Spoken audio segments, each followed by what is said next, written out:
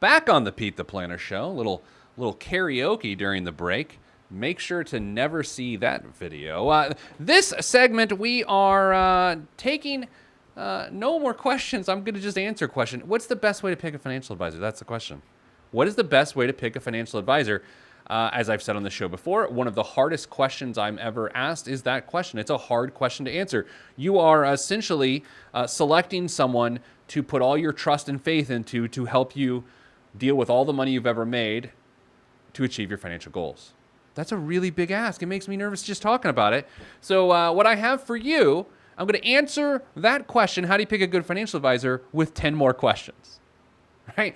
The question is, Nicole, you get this. Nicole, the question is, how do you pick a good financial advisor? I'm going to answer that question by providing 10 questions.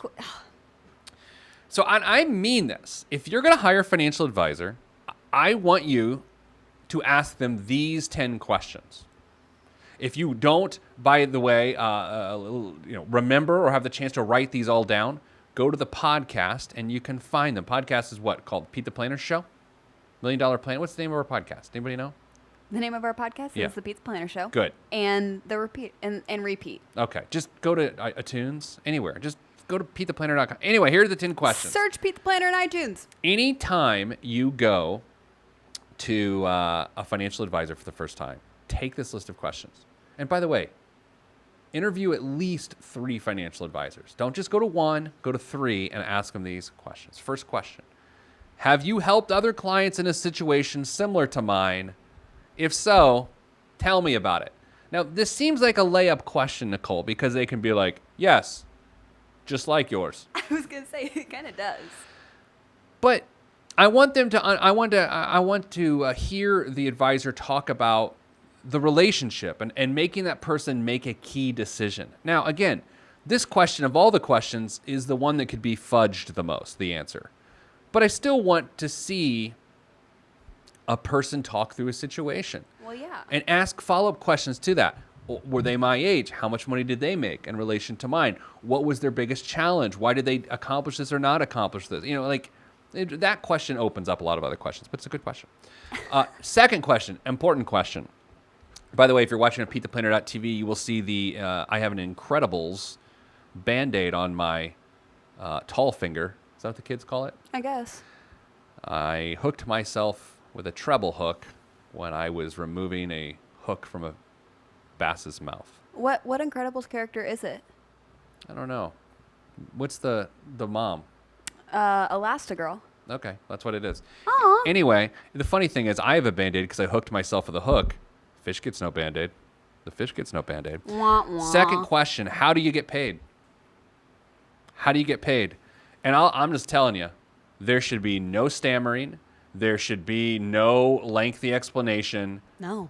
It is, I get paid a flat fee that I'm going to charge you every quarter, or I get paid on the products I sell to you. I don't particularly care how they get paid as long as they're very upfront about it. Or if they say, oh, there's no fee at all, run. Lies. I don't know, lies is strong, but it's true. It is a lie. They get paid. If they don't tell you how they get paid, they're getting paid. Right? And if they don't tell you how they're getting paid, if they're like dancing around the subject. Run. There's just no reason. Why It's set a yourself basic up? question. Yeah. I think, there are 2 questions on this list that you have to ask all 10 of these, but this one really gets to the crux of it. If someone goes, well, run.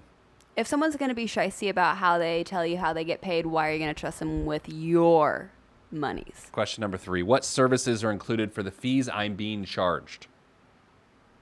Pretty simple, right? And I will say this is actually a really good question too, because if the person doesn't give you if they say investment management, or if they start making stuff up, things that don't even sound right because they're just throwing it in there, like you got to. Oh, by the way, you got to listen to the answers too, and you have to decide, are these good answers?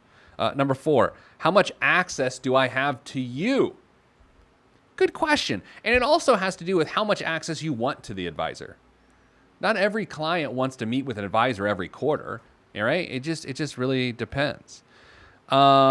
Next, what does fiduciary mean to you, and are you one?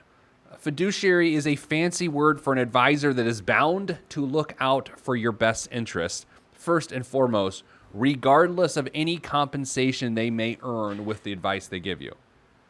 Okay, so Nicole, that is a real thing. Are you a fiduciary? No. Okay, so just to be clear, you are not bound to do what's in my best interest. Now, I'm not saying that's good or bad, but I just want everyone to be on the same page. Like, Nicole, as it exists right now, I am not technically a fiduciary. No. I don't need to be because I don't manage money anymore. Right.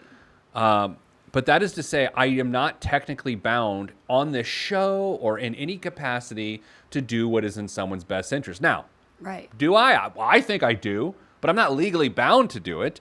I think people should know that. So much so that I just said it. Right?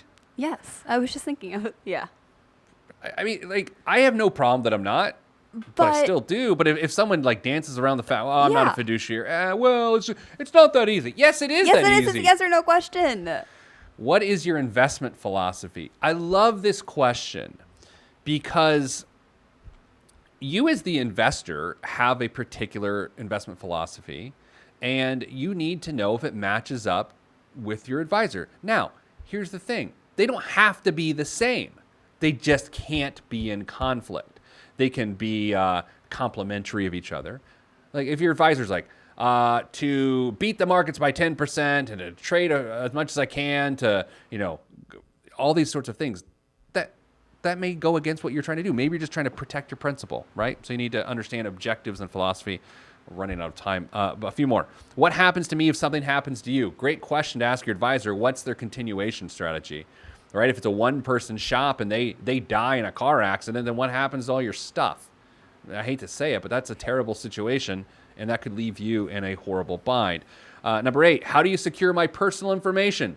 In this day and age, you have to ask that question. Does the person have modern filing system? Maybe they don't. We want them to have a modern filing system, but do they protect your information? Number 9, who has the final say if we disagree on a recommendation? Some advisors will actually say, I, as the advisor, have the final say. And maybe you want that. Other advisors will say, you, as the client, have the final say. And finally, number 10th question, before we move to the break. I think it's the most important question. Yeah. How am I to evaluate your effectiveness?